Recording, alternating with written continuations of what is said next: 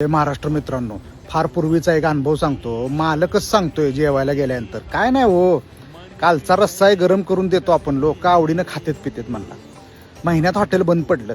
एक फॉलोअर आपले 4 महिने झालं जॉबसाठी प्रयत्न करतात. कर म्हटलं काय होतंय बघूया. सॅलरी स्लिप एडिट केलेली आहे, मिळेना झाली नोकरी. जाते अंतिम टप्प्यात आणि रिजेक्ट होते. मित्रांनो, युनिव्हर्स जवळ खोटं नाटक काही चालत नसते. देवाच्या दारात खोटं नाटक काही चालत नसते.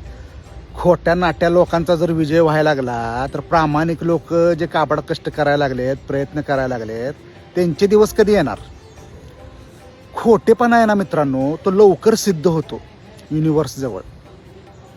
त्यामुळं त्याला लवकर अपयश येतं त्या माणसाला. आणि जो प्रामाणिकपणे कृती करतोय ना, त्याचा प्रामाणिकपणा सिद्ध व्हायला वेळ लागतो. म्हणून जो प्रामाणिक माणूस असतो ना, त्याला लवकर काही मिळत नाही, नंतर मिळायला लागते. आणि एकदा मिळायला लागलं की नाही, ते परत निघून जात नाही, कारण त्याचं मनच शुद्ध झालेलं असते. आणि खोटेपणानं जो करत असतो ना, त्याचं मन इतकं अशुद्ध होतं की त्यानं कुठल्याही गोष्टीत काम करायला घेतलं ना, त्याला यशच मिळत नाही. तर याला अध्यात्मामध्ये आपल्या काय म्हटले माहिती आहे का, की अंतिम विजय ना तो धर्मनिष्ठ लोकांचा होतो. धर्मनिष्ठ म्हणजे आपल्या धर्मामध्ये जे चांगली जीवनमूल्य सांगितलेले आहेत, चांगली मूल्य सांगितलेले आहेत, तो जो आचरणात आणतो कृती करताना, त्याचा विजय अंतिम होतो आणि त्याच माणसाचा होतो.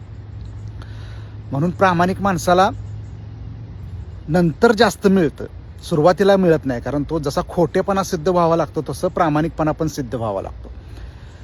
आता खोटेपणानं मी वागतोय हे जर मला माहिती आहे आणि मी जर युनिव्हर्स जवळ जाऊन माफी मागितली, स्वतःची देवाच्या दारात जाऊन मी माफी मागितली की माझं चुकलं बाबा, आता खोटेपणानं वागणार नाही, त्यावेळी तो युनिव्हर्स आहे ना, देव इतका उदार आहे की तो आपला खोटेपणा सुद्धा पचवतो. ठीक आहे, तू मान्य केलंस ना, स्वतःला क्षमा केलीस ना, आता प्रामाणिकपणे काम कर.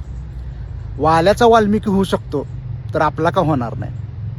म्हणून अंतिम विजय हा धर्मनिष्ठ लोकांचा आहे. चांगल्या मूल्यांना कृती करा, त्याच्यामध्ये विजय आहे. धन्यवाद.